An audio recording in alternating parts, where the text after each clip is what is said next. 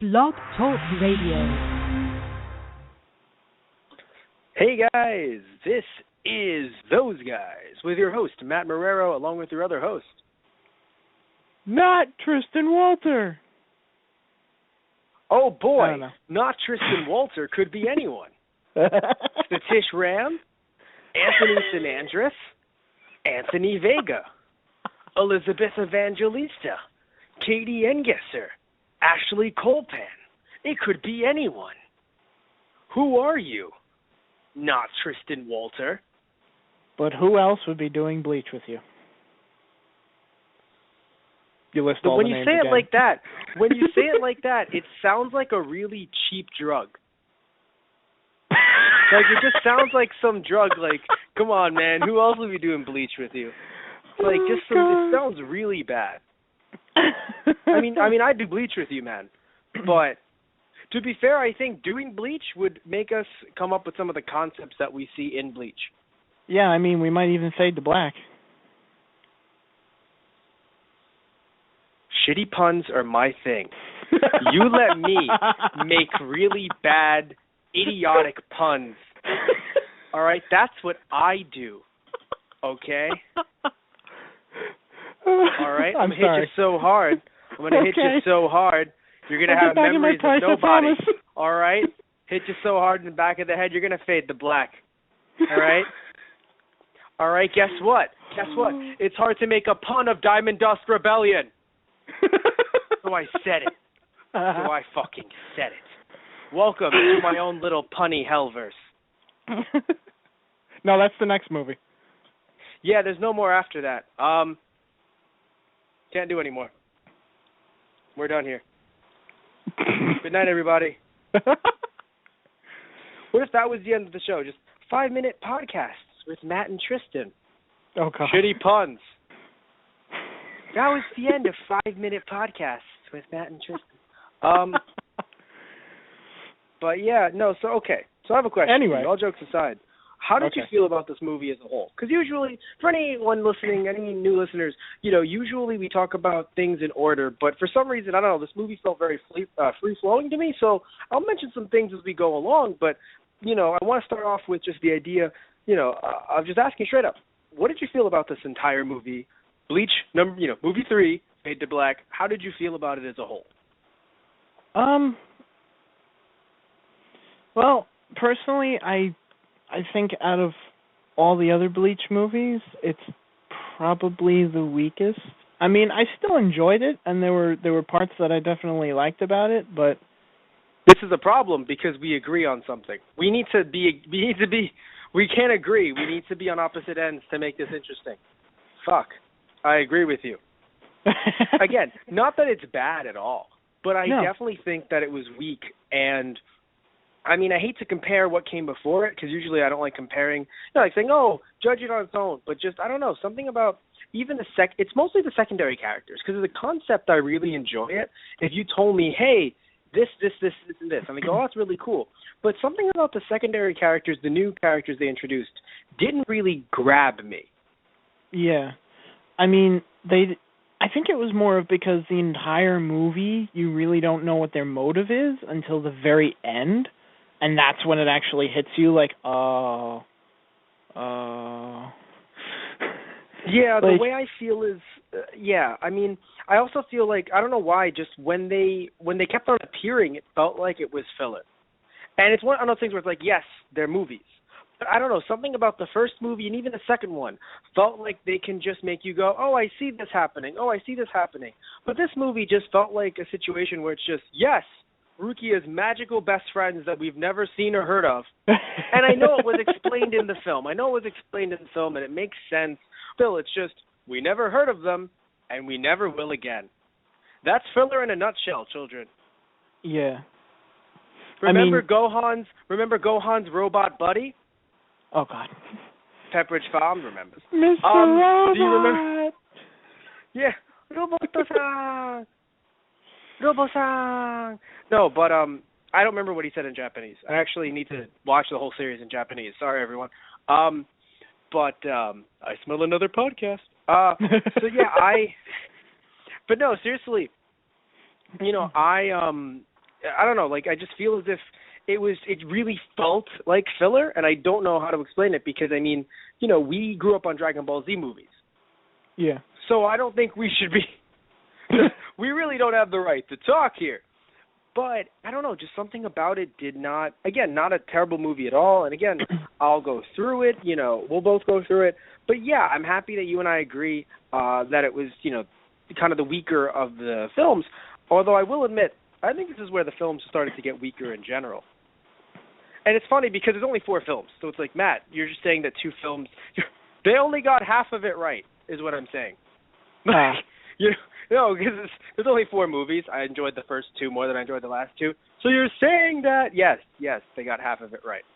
But I don't know, something about it just, I don't know, I really feel like the first 2, hit it out of the park. They were really strong, and then this one kind of just, not like it was terrible, because I really think it was better than I remember. But I don't know, just something about it just was, again, weaker, like you said. Yeah, I mean, I feel like the other movies had a concept that grabbed you at the towards the beginning of the film. You kind of established, you opened up the movie with people you remember and all that. In the first movie, how the girl who appears, you're already with Ichigo and Rukia, and they're fighting a hollow. It's something familiar, and then the new person gets introduced. Diamond Dust Rebellion, granted you start off with this royal family with this ancient artifact, but you still have Squad, or Hitsugaya's squad. They're Squad 10? I believe so. I thought the same thing. So we can't both be wrong, but we probably can. But we can't both be wrong. So, you open up with a squad, again, familiar characters, and then, then shit starts to go down. And then you find out about these, mysterious attackers and stuff like that. And they kind of get built up as the film goes along. I feel like in this, the two characters that are introduced, you don't really understand why they're there until almost the very end of the film, and I feel like that's kind of a disconnect because you don't get that sense of attachment to them. You're still kind of questioning, okay, why the hell are you here? I suppose that's supposed to follow Rukia's chain of thought in a sense, because she's also trying to find out what the fuck's going on. I mean, I would argue, first off, I would say we disagree in the sense that, I do think it had a compelling opening because Mayuri loses his memory, lost his memory, or something happened to Mayuri. So it's just immediately you're like, Nani? What's going on with Mayuri? And then, of course, they show Kenpachi in the first 5 minutes, which, I think that is just a beautiful thing. The fact that Kenpachi appeared in the first 5 minutes. He's the only one fucking crazy enough to go into into his lab and see what's going on. And because of that, he gets frozen in carbonite. Right? Yeah. Right? Because of that, it's just, Kenpachi, I love you. I know. So immediately he's frozen in carbonite. Right? So immediately, and it's interesting, I think, how, the writers, for the film had to find ways to keep him, keep him away in each film somehow. Take it out of Soul Society, or, if it isn't Soul Society, then they have to freeze him, because just the idea that he's the wild card. So I feel I just feel like he's one of those characters where it's kind of just Superman. I don't want to compare him to Superman for many reasons. I don't want to compare him to Superman, but just the idea of, oh no, Superman lost his powers for a bit. Okay, yeah. It's that's what I'm saying. It's kind of the way where, oh no, Goku can't turn Super Saiyan for some odd reason. Great. Yeah. Because Kenpachi's just, and it's even funny because it's oh no, they worked their way up because, we talked about this in our DBZ podcast, the idea of, once the climax hits, that's when things start to get, start to go down, and then that's when, at the peak of the story, you go Super Saiyan, the peak. But still, in this case, Kenpachi is always at a climax. He's always there. He's always at the climax of the story. So right. So he's just running in, just like, yeah, I'm gonna kill things. So I feel it's very interesting how they found a way to kind of keep him away. But anyway, as I was saying earlier, I do think that it had a compelling opening, and it was kind of going for just that mystery feel of, like, I just think that, okay, they were going for something. It's just that I can tell that, both you and I weren't really fans of it. So it wasn't a bad thing to go for the mystery and to go for the memory thing. And because, I mean, the entire film was about memories and connections and losing them and things like that. A concept that, as I mentioned, I do really enjoy. Because, the idea of losing someone and seeing how it can impact your life. I think about that stuff all the time. I mean, I think about stuff where, my podcast partner for a lot of the Raw shows that we do, the Monday Night Raw, the Steven Universe, Gravity Falls, I had not met Satish Ram, things would definitely be different in my life right now compared to the podcasting stuff. If I hadn't met you, Tristan, we wouldn't be doing these Bleach and these Dragon Ball Z shows that we do. Nope. I mean, hey, like, no, I'm not going to cry. I'm not going to cry. Not gonna cry. No, but the general idea though is that you meet people, and because if I just removed you, it would be really funny though if like you were removed from my life, and it's just I see all these podcasts. Who the fuck is Tristan Walter? And why does his voice sound so sexy?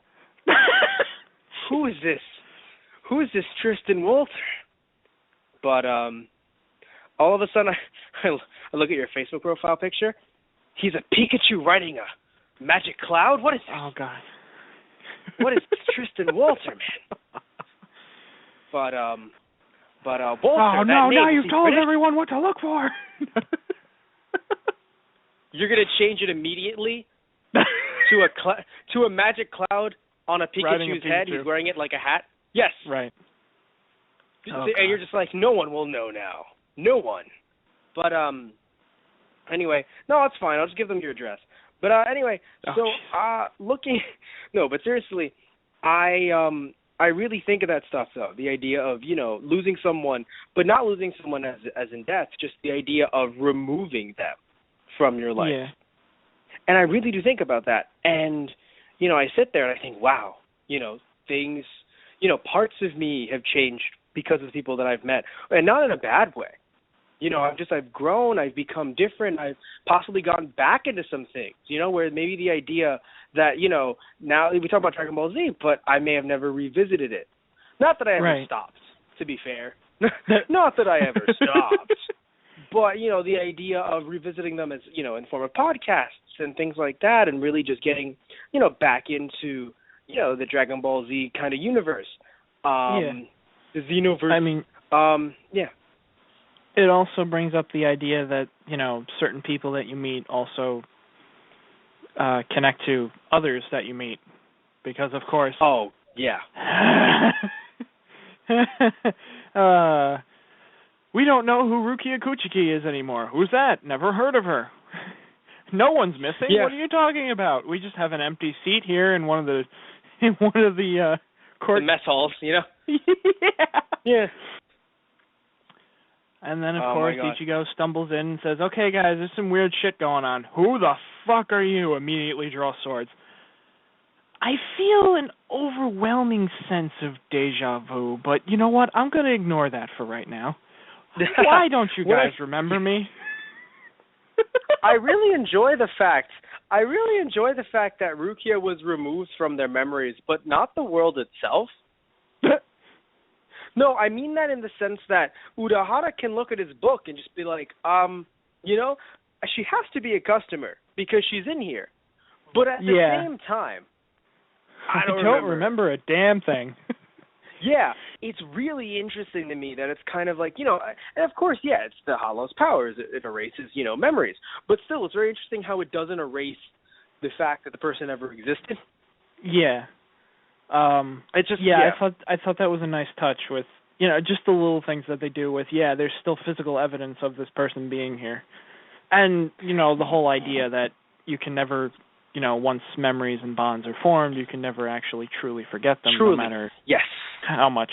Yeah. Which is also a good a good theme, I think. Just you'll never forget them. until there's so many people that we never talked to that we met in high school. Remember that? I mean, granted, What? they weren't bonds. What? No, I'm just. Oh God, yeah. Just who? We went to high school. What? No. I love that my That doesn't astounded voice exist. my astounded voice turns into fucking Usopp. Oh God. Just oh God. But anyway, what? But anyway, so yeah, I really enjoyed that as a message, of course, and just really fun. I think going through the movie and seeing little things here and there and how they connect to what happened before. Obviously, looking at Ichigo invade Soul Society again, right? Right. But this time with Bankai and Vizard head powers. And that doesn't make him any more suspicious at all. I love that it did, and that's what's funny. We're suspicious in a way where, okay, yes, they had, these feelings of uneasiness, mostly because it was said, because you feel like you've forgotten something, haven't you? It's like, well, that, and the fact that this invader has all of our powers and more. And more shit that he really shouldn't have. Like, I feel like Yamamoto's sitting there, and it's just like, I've shit my pants. Not because of the aid, but because of the circumstances. Like, seriously, like, the idea that not only is there an invader, but he's wearing your clothes, he's wielding your powers, he's wielding your Bankai Super Saiyan-esque powers. And then he also has the mask of a hollow. I don't know if some of those grunts in Soul Society are brave or just stupid. I would have been like, it's my first day in and it's my first day out. Have a great time, everyone. I'm going back to Rukangai. I'm district. Yeah. Oh, man. I mean, it's either that or, have fucking Byakuya come up and behead you for not, dealing with orders or some shit, or the head captain for that matter. It would be a swift death. It would be swift. Compared to what they don't know what's happening with the guy with the fucking hollow mask, swift death. I suppose. You know what's really funny? I wonder what they think happened with Aizen. I know it was never mentioned, but I wonder, not even in my notes, it just popped into my head. I wonder what they think happened to Aizen. He had some kind of plot, then we put him away. The end. It was something about an artifact in someone's body and then retrieving it, and I don't remember who he captured, though. Does anyone remember? Oh, well. Just like the court, the rest of the, Jesus. The rest of the captains are just, all gathered up, and the head captain's just like, so, he just, grunts awkwardly, what was Aizen's plan again? And all of them just start looking at each other like, oh, that's simple, that was... Okay, if we all band together right now, we can all make this look like he's going senile, and it won't land on us. No, it's perfect. I think it's perfect because, it's just the idea of Aizen is in jail, and we don't remember why. He's rotting away in there. Welcome to Soul Society. Yeah, pretty much. I feel like that's just a weekly thing. Just so-and-so is sentenced to death. Do we remember why? No. No. Welcome to Soul Society. Fucking brother with the scythe, I didn't do shit with that. That's just them. I didn't even do anything. That's what it always seems to be. It's like every movie always comes into play with someone angry at the Seireitei and they want to destroy it. Yeah, well, I mean, that's the thing, it's just it's always the idea that their past comes back to haunt them because before Ichigo came into their lives, they were this closed off society, just not really just doing their thing regardless of how it looks, regardless of this is just order. That's law and order. That's all it was. There was no gray area. I mean, you even heard it later when Yamamoto said, wait, she gave her powers to a human? That's a level 1 offense. And it was like, we need to execute her. Wait, no, we got past that already. Yeah, exactly. Yeah. But, Pretty much, God. yeah. It's like they were to man. find her right then. It's like, we have to execute you, and she's just like, oh, not this shit again. Yeah. So it's really interesting, how they showed that idea. And then also something that I found interesting, and I think I mentioned this to you on air before, but the idea that this reminded me of those, back in the day when they made those compilation movies for anime. Right? Before VHS were huge and commercial DVDs weren't even a thought yet, right? These movies kind of explain parts or kind of even like entire 25-episode series in the span of a movie. So they were basically, clip shows, clip movies. So more recent examples of this would be the Death Note anime films / OVAs, though those added a few, more scenes in them. But essentially they were clip movies. And then also we had the Evangelion movies, though eventually they spun into their own thing, from what I've heard. But the first one was essentially just recap the film. Right. So so it felt like a recap movie in a way, but with its own little spin on it, which was really fun. Where it was kind of just, hey, let's do the Soul Society thing again. But, memories are taken away. So that's why they don't remember him. Ichigo still has his mega powers, so basically he's a god. Because before it was just, oh no, I don't know this area, and I don't have, their powers are so strong. Oh no, Bankai? Now it's like, I'm fucking Visor Ed, man. Like, I don't give a fuck. Like, seriously, he's treating those Soul Society guys as if they really were just like, just regular dudes on the street. Yeah. Well, it was hilarious. He's like, oh great, the captains are surrounding me. Better whip out the big guns. Oh crap, they're sending in the grunts. Well, I technically don't want to kill anyone because I don't want to look worse than I already am. Yeah. But you're making this really difficult. Basically, yeah. Oh man. But so we end up, so that happens, right? Just the idea of, it being a clippy show. And then, so of course, he beats up people, but he still gets a bit hurt because, things happen. These are captains after all. And it's just hilarious when I see Hanataro, because I just love that no matter what, Hanataro helps Ichigo. It's like an alternate universe thing. No matter what happens in said universe, Hanataro helps. Yeah. That's what I love. No matter what, Hanataro's going to heal Ichigo. Like, I find that really funny, where, like, Ichigo just becomes a villain in some universe, alternate universe. He's like, I am here to kill everyone in Soul Society. Hanataro's like, let me heal him first. Like, Hanataro! Sorry, Yamamoto. I thought I'd heal him. Like, he was injured. We injured him. Finally. I know. That was the problem. He was. But that's just how it feels. So I'm really happy. Like, I don't know, it makes me feel happy. Also, I will admit, again, as like a kind of a rehash, a remake. I don't want to use hash because that's a bad, it feels a negative connotation. But like a remake of that original arc, it's kind of cute that Hanataro is the one doing it again. Yeah. Yeah. Like, it's just, you look hurt. I don't know who you are. I've never seen you, but you look hurt. And you're wearing our clothes, so you can't be a mass murderer. Hanataro, that's how it always starts. The Soul Society's probably, spawned plenty of mass murderer in its time. I mean, let's just look at the track record. Yeah, right? What's really funny is the idea that the everyone's fine in Soul Society until a finger gets pointed, and then a mass murderer is made. Okay, who are we going to blame this time?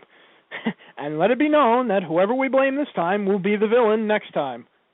Wait, what? I feel like Aizen is the only one that you look at and you go, nah, that guy's just an ass. Yeah, exactly. Like, I think Aizen's the one. You look at Aizen, you're like, you know what, Aizen? Go fuck yourself. You're an asshole. Yeah, But everyone else just just, you're evil, but I'm not. You're evil, but I'm not. You're evil. Well, I guess if you say so. Like, immediately just goes full fucking, just full Joker. Just fine, fuck it. You know what? I'll embrace it. You know what? I'm going to show you. Yeah. But, oh, man. But anywho, so as we went further in the movie, something, I always forget this until I watch a Bleach movie. Because as you know, I mean, the series, as of right now, it's funny. It ended, but I'd say it's on hiatus. I mean, if you're listening to us in the future, maybe it actually is, up and running again. But the series ended, the manga's still going. So in my opinion, Bleach is big enough to be on a hiatus for now. Right? Yeah. In the anime, I consider. So, yeah. But, so of course, and even then with the anime, it started getting new music and it started being its own, and it didn't do that many callbacks to some of the original soundtracks. So when I watch the movies, though, the movies have the original soundtracks from the show in them.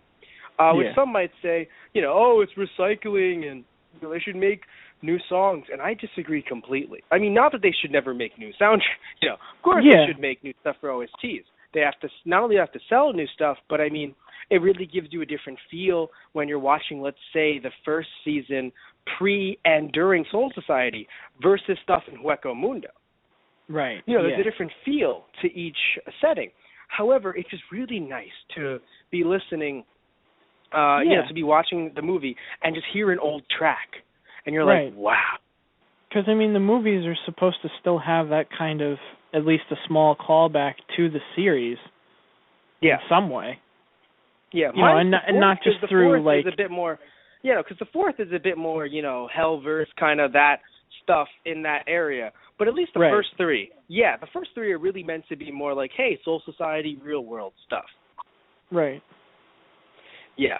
So hearing things like, number one, which will always be one of my most favorite things ever, where it's just, hey, we're making a Japanese show, right, about, whatever you want to call them, Death God, Soul Reaper, Shinigami, right, who are in basically an older kind of, like older feudal era Japan. And then there's a kid, right, who is in the real world, and he's a teenager. Then he goes over there, gets the powers and everything, and then he fights against and with them. What should one of our biggest songs for him be? Number one. Okay, sung in English. Okay, by an African-American woman. Okay.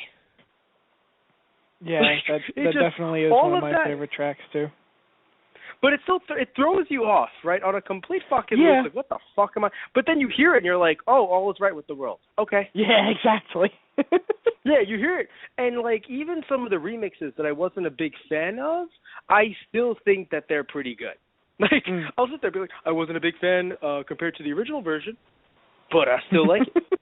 Because I remember they remixed it during the filler, the first filler arc, the Bount arc.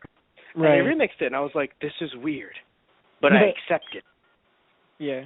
So the music really does kind of just, bring me back, and I really enjoy it a lot. But also, I don't know if you felt this, because I know you've seen the movie before watching it for the podcast, right? Yeah. Okay. But I forgot about certain characters, not in a bad way, because I love all the captains, right? I mean, there are a few that don't seem as I guess, compelling to me until you learn like a lot more about them. Let's say like in the manga where I learned certain things about some characters, some of the, and I won't say them here because spoilers, but I learned about some stuff in the manga that I thought, oh crap, I actually, just getting to know different people, getting to see different sides of them and realizing, wow, you're not just this one-dimensional person that I thought you were. Right. So, yeah. So my point is, though, is that sometimes, again, there's, there's one thing about Tite Kubo, he makes a lot of characters. Yeah. So I forgot about Byakuya. I'm sorry. I love Byakuya. I never disliked Byakuya, but I forgot about him. So all of a sudden, it's like, wow, right, how are you taking this? I mean, okay. What do you mean? I mean, personally, I don't know how you could exactly forget about him, but... I mean, it's been a while. Yeah. And even in the manga, he hasn't played a big role as of late. Oh, okay, where I see. I'm caught up. I'm caught up. Yeah. So Gotcha. yeah, so he's kind of, I don't think he's a background character, but just where they're focusing on right now, he's not a big focus. So Right, I see. for me, yeah. So I for mean, me, it's just yeah. I guess they're probably trying to because they've throughout the series you can kind of see they kind of focus in on like a few or one specific captain as they go along, and each kind of gets their time in the spotlight, you can kind of say. So I guess they kind of focused on Byakuya more in the beginning, and so he's kind definitely of established, quote unquote, and then later on they move on to other people, so he kind of takes the background. So yeah, okay, basically, I see what you mean now. Yeah. Yeah. Also, because you haven't read a lot, so for me, if they're not there, they're kind of out of my head a bit. But for you, since you haven't really been seeing it as much, they're like, yeah. So Byakuya, of course, captain. All the captains, thinking about the captains. So for me, it was just a thing where I thought, crap, right, Byakuya, how the hell are you taking this, man? Taking what? I mean, crap. Yeah. Like, just like everyone else. That was probably one of the things that like made me double take or kind of like yell at the screen the most. Like, you'd think of all people, Byakuya would be the one going, hey guys, I think we're missing something. But no, it's the only... Hitsugaya sometimes feels like the only like sensible captain who actually like steps back for a second and looks at what they're doing as an organization sometimes, because he's the one who brings it up like, hey guys, I think we're missing something. Like, I don't have anything solid and I'm not sure, but don't you think we should maybe I'm not a doctor, but yeah, no, like it's just I get you, and that's why I love Hitsugaya a lot. I really do. Yeah. But I understand that completely. So yeah, we sit there and we're just like, what's going on, guys? Right? What I enjoyed though is, okay, so Byakuya is sitting there like, I don't remember this, but he sees everything about Ichigo. He sees how calm he is. He sees how familiar he is. And he just sits there and he's like, no, let the man finish his sentence. And then they don't. And then he sits there and he's like, guys, there really is something off here. And I love that it goes from it goes from just unaware Byakuya to Byakuya's on the case, solving this murder or whatever it might be. Is it a missing person case? Is it theft? He doesn't know. He forgot. Yeah. Oh wait, it's my own family. Shit. Yeah. Like, that's just how it feels. You just see, like, the ghost of his wife, like, you motherfucker. I asked you to do one thing. And he's just like, one thing. Crap. Remarry? Go to hell. Oh, God. Just that's what it was. Remarry. Nope. I need to find someone to remarry. That wasn't it at all. Just, what was it? I can't believe her name. I can't believe I forgot her name. Hitsugaya's lieutenant. Oh, Matsumoto? Matsumoto, thank you. I was like, not Yamamoto. I was like, that would be interesting. Oh, God. Oh, the fan fiction of yore. Oh, God. That's what it reminded me of. No, but seriously, just Matsumoto, that's who I should marry. Matsumoto. I swear to God, I'll kill him in his sleep. I'm not even tangible anymore, and I will fucking kill him. I know we've said this before, and I'm sure they've explained it in the show, but for some reason it just hit me again. Just the idea of, hey, she's double dead. like it's just the idea of, I'm not tangible in a place that shouldn't actually be tangible.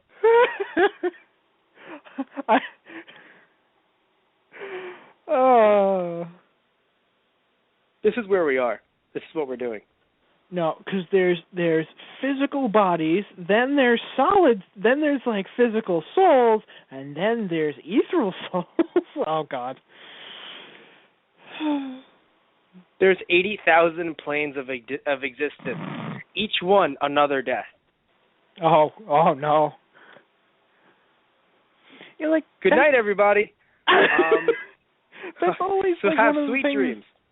It's one of the things I always wondered about the Soul Society. It's like when they're fighting and everything, it's like, wait, they don't have physical bodies. Why are they bleeding everywhere? Seriously, everywhere. No, I mean, Everywhere. it's one of those things where it really is another plane of existence. I mean, not Yeah. everyone goes there, I feel, even though they sort of Right. said that everyone. Because there's other. Anyway, let's put that. This is not the time or the place for that discussion.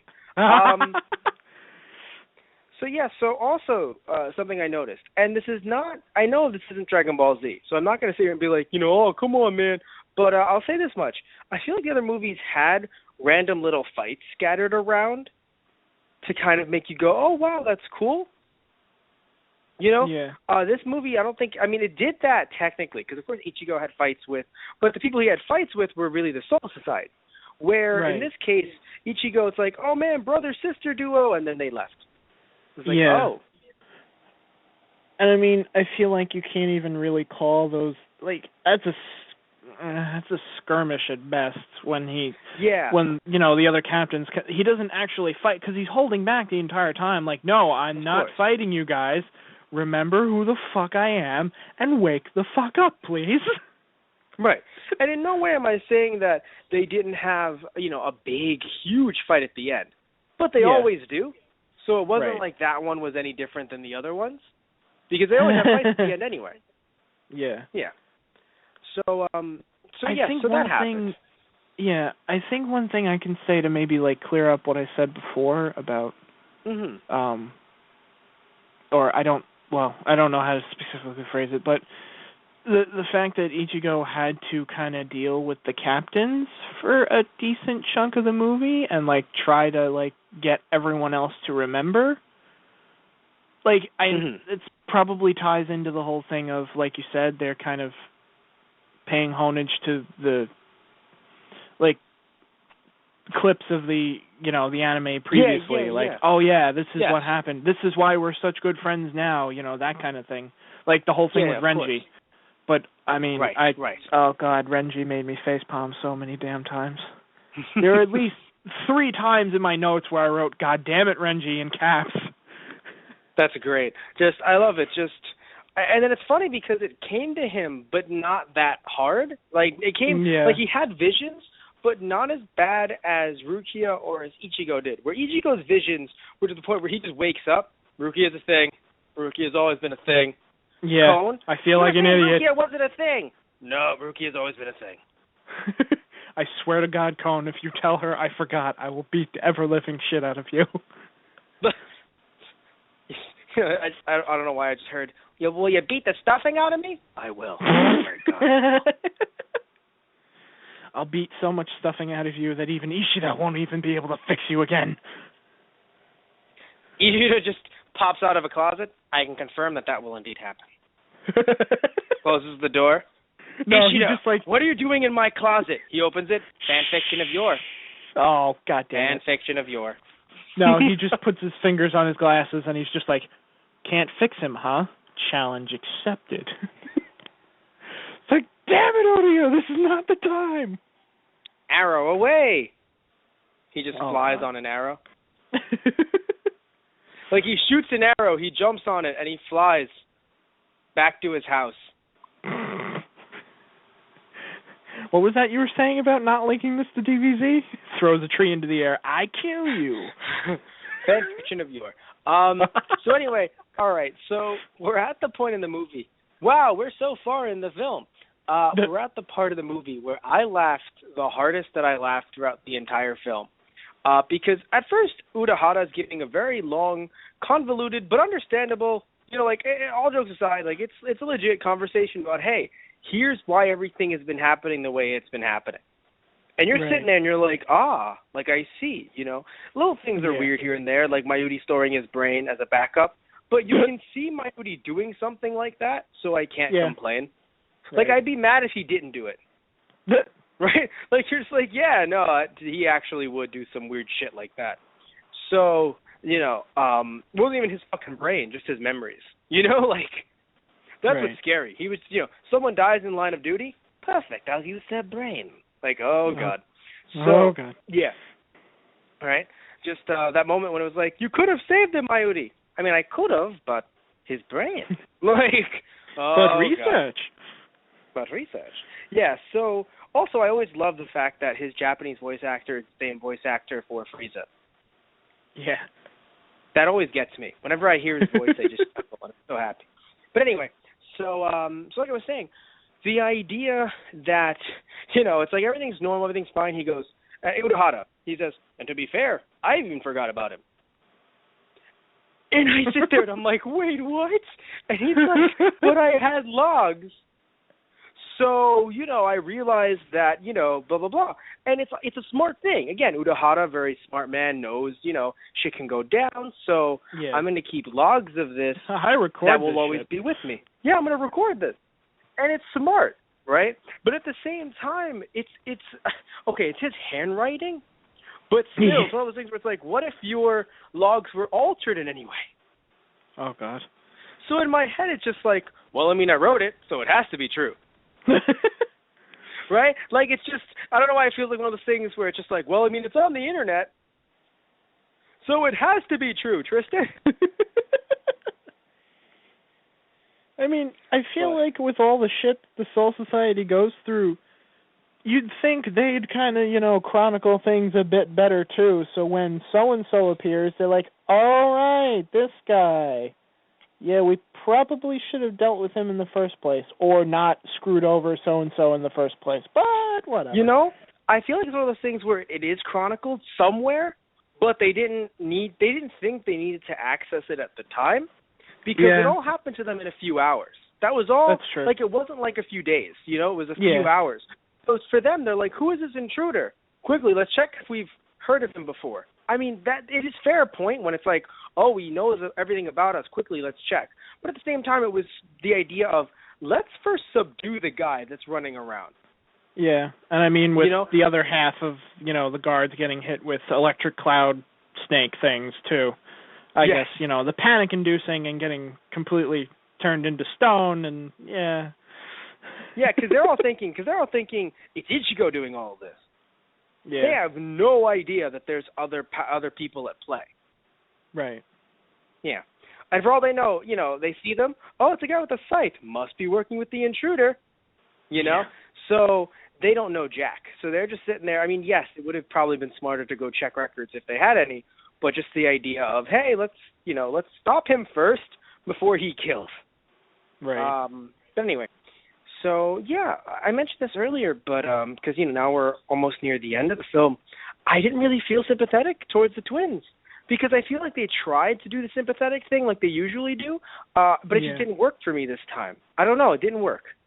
Like, it didn't hit. It just felt more like they were just straight up villains.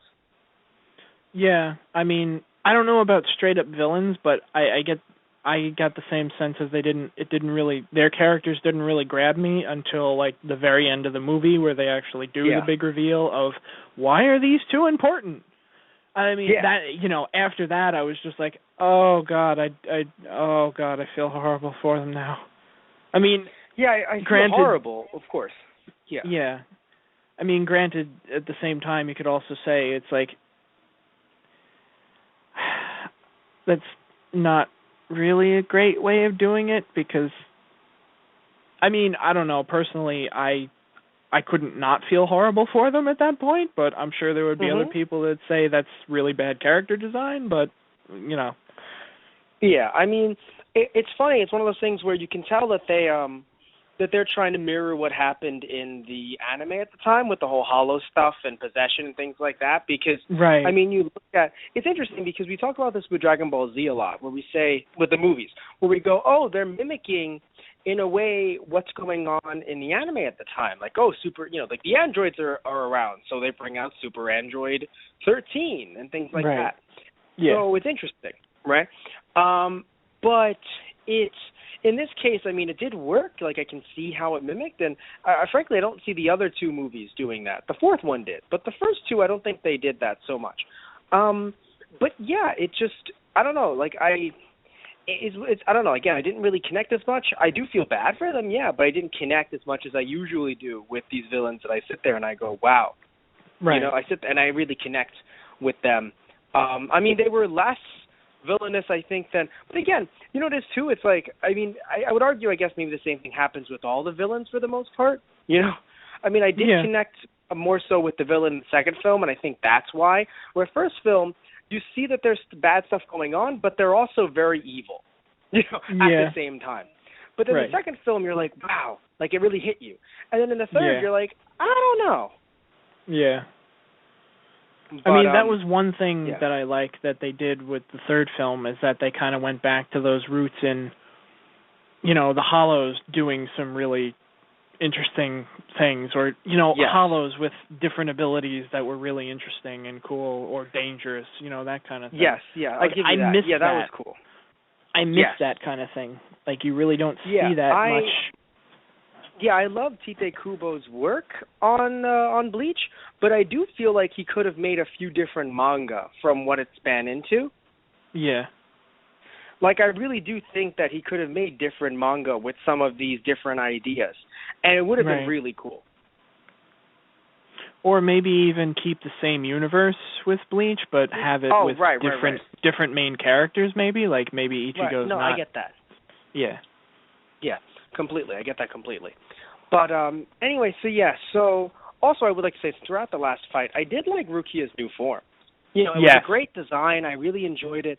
The monsters were fun in design because they looked a lot like Ultraman villains, which I always think is part of the inspiration for a lot of monster designs in Japan, because, you know, Ultraman being made in the late 60s or in the mid-60s. So it definitely looked like an Ultraman villain, which was kind of fun. And, honestly, the fight wasn't bad. It made me think of Cthulhu. Just seeing, like, the giant eyes and tentacles all over the place, and I'm like, oh, dear God. Yes, like, definitely Lovecraft inspired as well. Thank you for that, because I always think of Japan, but no, of course they look at other works as well. Definitely Lovecraft inspired, and and the giant fight wasn't bad. It's just I'm usually not a big fan of them. Yeah, but it wasn't bad at all. I felt like if they had spaced it out with, I mean, maybe it did, because in the second movie, in Diamond Dust Rebellion, there was also a giant monster fight. And I guess maybe that one did well with fans, and they said, oh, let's do that again then. I feel like if they had at least, like, spaced it out, like a movie in between, you could go with that again, but I feel like because they're one right after the other, I'm like, oh, where have I seen this before? Yeah, I can see that. I can see that. But yeah, and then, you know, the fight happened, right? We're feeling sad. Everyone remembers everything again, right? We're good. Yeah. We're good. It's like, wait, what? Rukia didn't die. And the credits were rolling, and then we have that scene at the end. I loved it, by the way, because, you know, they're starting to, because I like that newer movies kind of have that, oh, let's wait till after the credits. And then we have that scene with Cone. Hey, I'm still here. Yeah. It's kind of that Krillin scene. Oh, God, Cone is Krillin. It's happened. Remember, hey, guys, I'm still here, so. But, so here we are. I feel like, I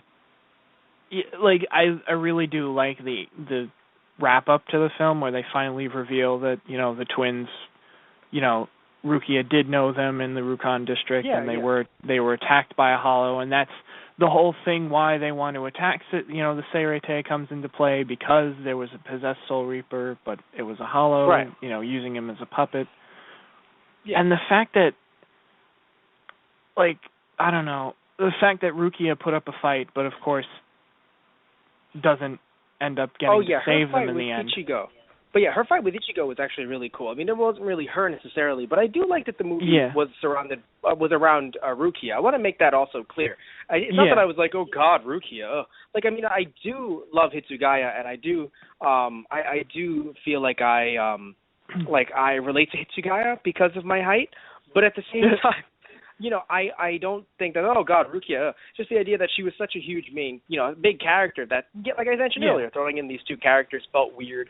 And also the fact that you know that she's not going to die. Now, arguably, none of them are going to die. It's a movie. But still, it felt weird attaching them to her. Because you knew she would be very, very, very protected. Right. Like, I did feel like in the second film that Hitsugaya could have died. I think I made that known in the last podcast. I was like, it felt like he could die. In this case, you know that she's fine. Yeah. No matter what. I mean, I love the fact that they throw in Byakuya. It's like, well, I have to do what needs to be done. It's like, you just really want to have no strings attached to your, dead wife, right? That's what this is. That has to be what this is, because this is the second time you've wanted to be like, well, fuck it, have to kill her. It's like, dude, we haven't even explored any options yet. It's like, what options? I don't care if there aren't any options. There's got to be a way. Yes. But anyway, so here we are. We're at the end of the film. Yeah. What would you give this movie out of 10? Out of 10? I say 6 or 7. Yeah, I would too. I would probably range between a 5 or a 7, yeah. Yeah. 'Cause, not bad, just, yeah. Yeah, I feel like the real thing that kind of stretched it out for me was the fact that Ichigo did have to go that long span of time, like trying to get the captains back on his side. Like, hey guys, I'm not the villain. These guys are. I felt like that kind of dragged it out a bit, and there wasn't as much like action in between to kind of like, back that up. I get that. Yeah, I feel like that's probably what made it the weakest film personally out of the 4 that are out currently. Yes. But I do want to one other thing I wanted to say was towards the ending of the film is there's always that damn rain effect. Bleach always uses that rain effect. As soon as it started raining, I was just like, oh dear God, oh no. Yeah, no. Bleach loves to make sadness in rain. Yeah. So thank you, Mr. Kubo. Sadness in rain is a big thing. Rukia is one of those characters that always has that kind of strong outer sense. Like you don't. Yeah. She's not, she's not usually that emotional or anything, and it's not. It's more of just to be professional and be like, no, I have to keep myself composed because we have things to do and people's lives depend on it. But I just, I loved and hated at the same time, just because I didn't want to feel that much emotion, because it was just like, oh shit, like Rukia breaks down literally on her knees, and it was just like, oh, it hurts. Yeah, it was such a good scene though. Oh yeah, of course. And and bringing up the rain aspect, there's actually a song, a duet between the two voice actors for Ichigo and Rukia, and it's a character song, one of the character songs, and it's a duet called "Memories in the Rain." Yeah. So they definitely enjoy that that aspect of the rain sadness and as a great point, by the way, with Rukia, because very stoic usually, trying to be this, like you said, professional, and then just that idea of her breaking down is very emotional, and it's a big impact. So I'd say the movie definitely finished strong. Right. It's just that I would argue you could have shaved about 13 minutes off and made it just a pure 120. Yeah. Right. But anywho, so again, as always, I'd like to thank you guys for listening to those guys. I'm gonna do my whole social media spiel like I always do. We have ourselves.